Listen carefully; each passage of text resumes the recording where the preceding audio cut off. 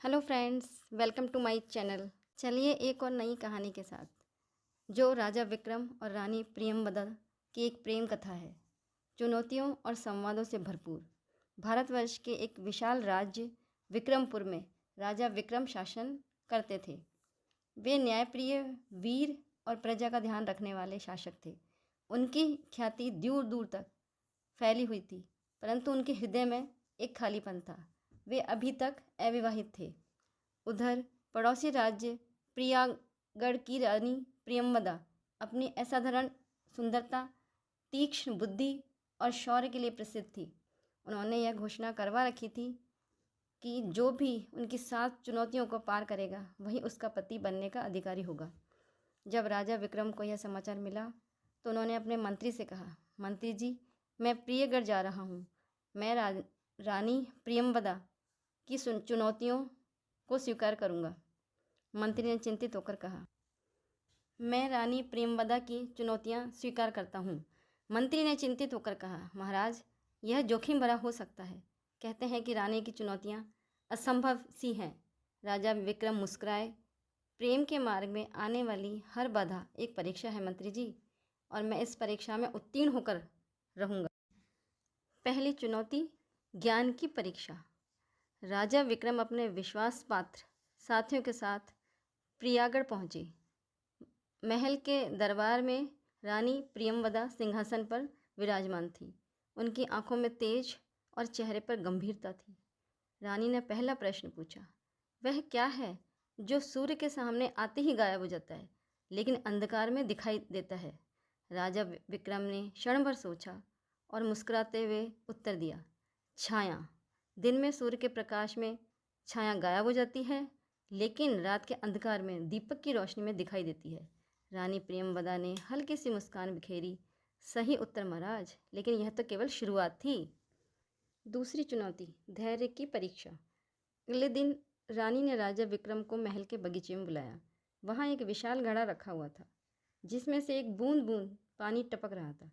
रानी ने कहा, इस घड़े को बिना छुए, बिना ढक्कन लगाए इसके टपकने वाले पानी को रोक दीजिए। राजा विक्रम ने घड़े को गौर से देखा।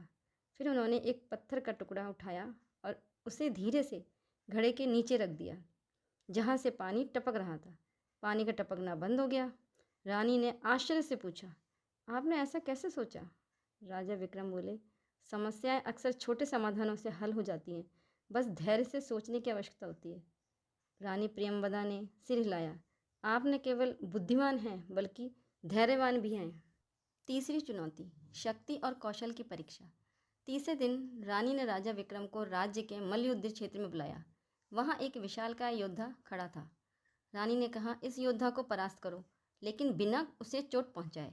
रानी विक्रम ने योद्धा को नमस्कार किया और उसके चारों ओर घूमने लगे।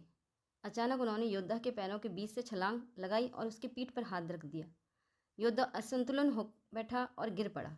रानी ने ताली बजाई, बहुत बढ़िया, आपके बल के बजाय चालाकी से काम किया। राजा विक्रम मुस्कुराए, शक्ति का सही उपयोग ही असली जीत है रानी। चौथी चुनौती, हृदय की परीक्षा। चौथे दिन रानी ने राजा विक्रम को एक गरीब बूढ़ी महिला के पास भेजा जो बीमार थी और उसकी देखभाल करने वाला कोई नहीं था। रानी ने कहा, इस महिला की सेवा करो और बताओ कि तुमने क्या सीखा। राजा विक्रम ने 3 दिन तक उस महिला की सेवा की, दवाई दी, भोजन बनाया और उसके दुख सुने। जब वे लौटे तो रानी ने पूछा, तुमने क्या सीखा? राजा विक्रम बोले, मैंने सीखा कि सच्चा राजा वही है जो अपनी प्रजा के दुख को समझता है। सेवा और करुणा ही सच्ची शक्ति है। रानी प्रियंवदा की आंखें नम हो गई। पांचवी चुनौती, रहस्यमयी भविष्यवाणी। 5वें दिन रानी ने राजा विक्रम के सामने एक पुराना पत्र रखा जिस पर एक रहस्यमयी भविष्यवाणी लिखी थी। जब अग्नि और जल एक हो जाएं, तब प्रेम की ज्योत जगमगाए। रानी ने चुनौती दी, इस भविष्यवाणी का अर्थ बताइए।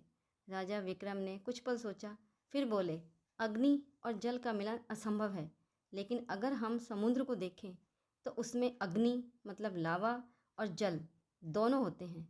शायद यह संकेत है कि प्रेम तभी सफल होता है जब विपरीत स्वभाव वाले लोग एक साथ आते हैं। रानी प्रियंवदा मुस्कुराई, आपकी बुद्धिमत्ता अद्भुत है महाराज। छठी चुनौती, अंतिम प्रश्न।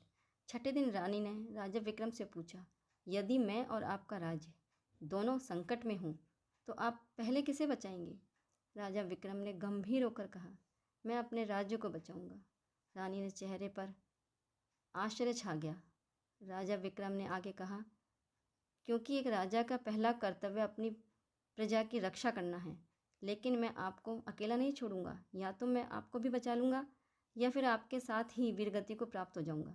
रानी प्रियंवदा के हृदय में राजा विक्रम के प्रति प्रेम और गहरा हो गया। सातवीं चुनौती, हृदय का निर्णय। अंतिम दिन रानी प्रियंवदा ने राजा विक्रम को महल के उद्यान में बुलाया। वहाँ एक सुनहरा तख्त रखा था जिस पर 2 अंगूठियाँ थीं, एक हीरे की और दूसरी साधारण लकड़ी की। रानी ने कहा, इसमें से एक अंगूठी चुनिए, यही आपका अंतिम निर्णय होगा।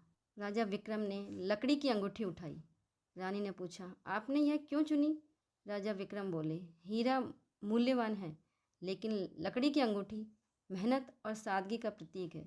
मैं चाहता हूँ कि आपका प्रेम दिखावे से परे सच्चाई और सादगी पर टिका हो। प्रेम की विजय। रानी प्रियंवदा की आंखों में आंसू आ गए। वे बोली, राजन, आपने न केवल मेरी 7 चुनौतियों को पार किया है, बल्कि मेरे हृदय को भी जीत लिया है। क्या आप मुझसे विवाह करेंगे? राजा विक्रम ने हंसते हुए कहा, प्रियंवदा, मैं तो आपके गुणों से पहले ही मोहित हो चुका था। दोनों राज्यों का विवाह हुआ और वे सुखपूर्वक शासन करने लगे। उनकी प्रेम कहानी इतिहास में अमर हो गई। तो दोस्तों, मेरी ये कहानी आपको कैसी लगी कमेंट सेक्शन में ज़रूर बताना, और लाइक, शेयर एंड सब्सक्राइब करना, और नोटिफिकेशन के लिए बेल आइकन ज़रूर दबा देना। मिलते हैं एक और नई कहानी के साथ। Thank you.